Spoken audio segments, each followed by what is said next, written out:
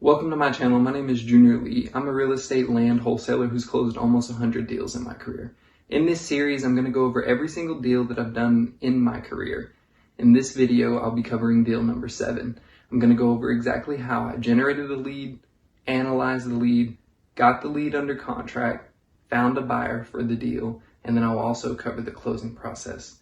My goal with this series is to help others and assist in others being successful as well. Like I previously mentioned, I'm going to be covering my 7th closing ever, which was all the way back in December of 2020. And I made $1,500 on the assignment fee. This deal was done utilizing one of my favorite methods, which is reverse wholesaling. And what I mean by that is having your buyers lined up even before you have leads or deals under contract. So in this case, I had a buyer for this lead before I even got it under contract.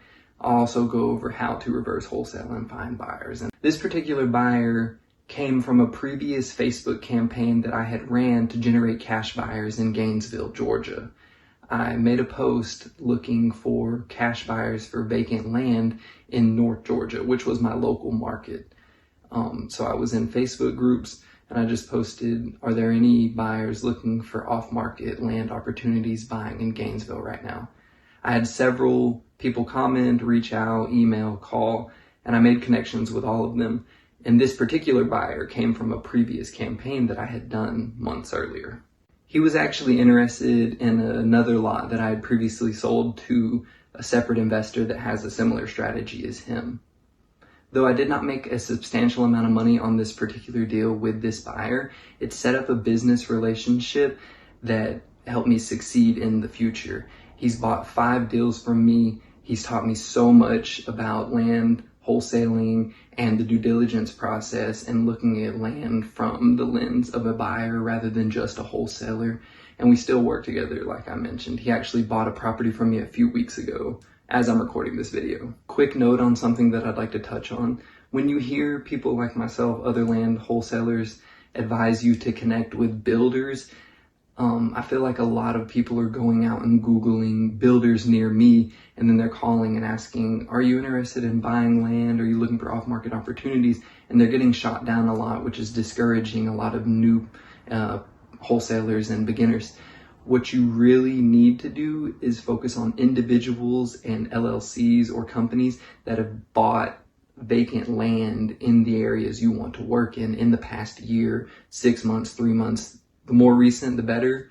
The more properties they own, the better. They're more active. But a lot of people are calling general contractors and asking if they are interested in off-market land. And they're getting shot down in some cases because these general contractors are hired by the new construction investors. Some general contractors obviously do new construction themselves and would be cash buyers of land, but not all.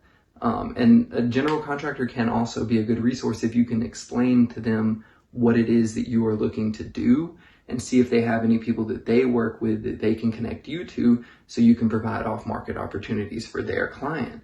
Now that's advantageous for you, the GC, and the buyer because you're an asset for everyone, including yourself. You can present these off-market opportunities to the buyer who will buy the land from you, pay you an assignment fee, or you'll make your double closing net profits. And then now this GC has a new project to work on because of the connection that you made with them. So reach out to GCs, general contracting companies, custom home building companies for sure, but do not get discouraged if they shoot you down or they're not familiar with what it is exactly what you're doing. Some of these companies exclusively work with retail buyers or developers, so they may not be familiar with what it is exactly that you're doing. But a lot of general contractors work with spec investors, new construction investors who are buying land with cash or however they get the funds and then obtaining a construction loan or paying for the construction with their cash, building 1, 2, 5 homes, selling or renting them after. So that's just a quick note, but it's very important.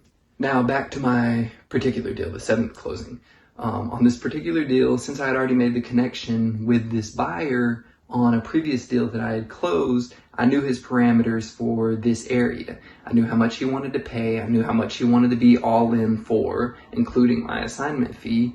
And I knew what his timeline was for due diligence.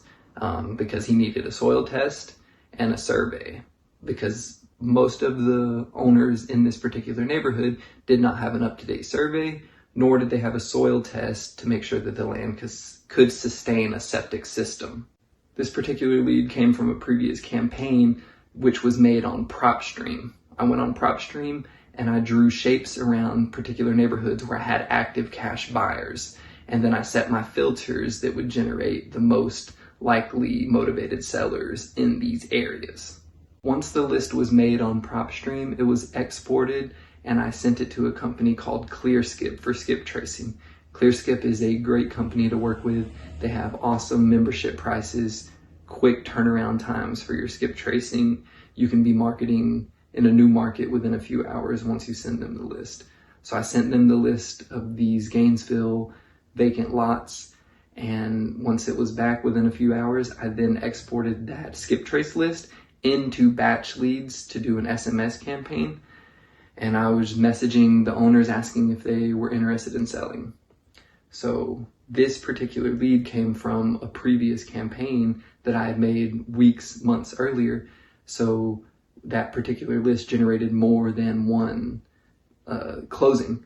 And it was only $700 or $800 list, and I made $5,000 or $6,000 from it on 2 deals. They were smaller deals, but it was early in my career, and it was definitely worth it to take $700 and turn it into $6,000 at the time. So make sure whenever you pull these lists, especially early starting off when $700 may be a lot to spend on a marketing expense, make sure you're staying on top of those leads and following up, because you can get more than one deal out of a list for sure. Once I had followed up with this particular lead, knowing that I had a few active cash buyers in this neighborhood, once they responded, I knew the exact parameters that I could stay within to make sure that I could get the deal closed. So we negotiated a sales price of $18,500. Going into the negotiations, I knew that my buyer wanted to be all in at $20,000 plus closing costs. So I agreed to the $18,500, knowing that I would make $1,500 on the assignment.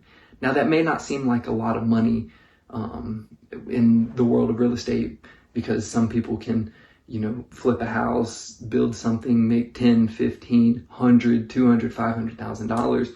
But when you're just starting off, this could be a side hustle, even as a full main time gig.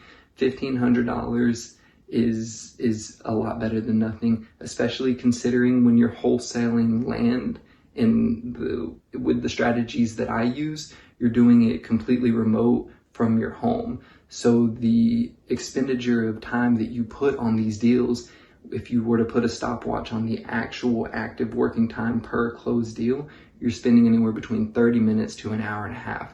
So any amount of money to me over $500 is a lot of money for a wholesale deal. It has ranged in my career. I've had as little as a $500 assignment fee and as high as a $43,000 net double closing. To be honest, the same amount of work went into both closings. So it is worth your time to go after those bigger deals because they take the same amount of effort and work. But when you're just starting off, you've got to close deals, you've got to get experience, you've got to get those notches on your belt. Closing that deal gave me the experience of a closing, working with a cash buyer, working with a seller, transaction coordinating, speaking to closing attorneys, speaking to receptionists, emailing, going through a closing process, explaining to the new closing attorney that I was a wholesaler and that I was selling this on assignment. So all of that was experience. So the $1,500 definitely was nice at the time, but the lessons, the experience, and everything else that I got from it is way more valuable than $1,500. So once they agreed to the $18,500 purchase price, what I then did was I went and I got my contract template and I inserted the pertinent information for this property, the seller's names, the property address, the property legal description, and the purchase price with the closing date and my buyer's preferred closing attorney, as Georgia is an attorney state, and I sent that to them for review via email. They received my agreement and read it over. Then they notified me that they were ready for the DocuSign. I then emailed the DocuSign to them and myself to sign. Once we both signed, I texted my buyer to let him know that the property was actually under contract. He wanted it assigned right away, so I then went to my assignment of contract template, filled out all the information that's needed there, the assignee, the assignor, the seller's name, the property address and legal description again, and then the assignment language. I sent that to my buyer. He reviewed really quickly. He texted me back 5 minutes later and told me to send the DocuSign. I then sent the DocuSign to him, and he signed and I signed. So now I had a signed purchase and sale agreement, a signed assignment of contract, and I sent both of those contracts to the closing attorney. I CC'd my buyer so that way he is able to see everything that's going on between me and the attorney, and we're all on the same page. And the attorney started the title search. Now the attorney begins the title search. My buyer began surveying and soil testing. At the time in Georgia, both could take anywhere from 4 to 12 weeks. So I knew at least I had that type of time frame until the closing were to take place. Once the title was back clear and the soil test and the survey were done, we then proceeded to closing. The closing attorney notified me that title was clear. The buyer notified me that the survey and soil tests were done. So I notified the seller, we are ready to close. Please be on the lookout from an email or a call from the closing attorney. From there, the closing attorney handles the rest. They reached out to the seller and buyer and coordinated a closing date that worked with them. Any date worked for me because I was just having them wire my assignment funds to me. They settled on a closing date of early December. My buyer signed his closing documents via DocuSign, and the seller was the only one that actually went to the closing in person to sign. So, to summarize everything that went into my 7th deal, the buyer came from a previous Facebook group campaign that I did to connect with cash buyers in my area. The lead came from a prop stream list that I personally made and skip traced with ClearSkip. I was able to generate the lead once I got it skip traced with batch leads SMS texting. And then the analyzation process was virtually nothing as my buyer analyzed the deal for me. He notified that he wanted to be all in at $20,000 and I just worked off of that. I'm sure back then I could have negotiated a higher assignment fee, but looking back on it, I'd rather be in good standing with this buyer and work within his parameters at the time to then mutually benefit for the long run. I really appreciate you watching today's video. Please come back for the next one. I'm gonna go over my 8th video. It was quite a deal bigger than this one. I'm about to go on a nice streak in my career. Deals 8 through 11 were really good.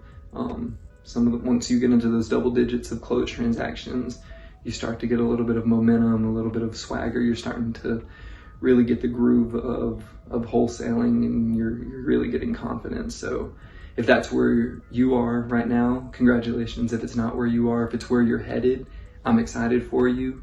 I can't wait to see what you do in 2024. If you have any questions, comment them below. I can make a video on it or quickly answer it in the comments.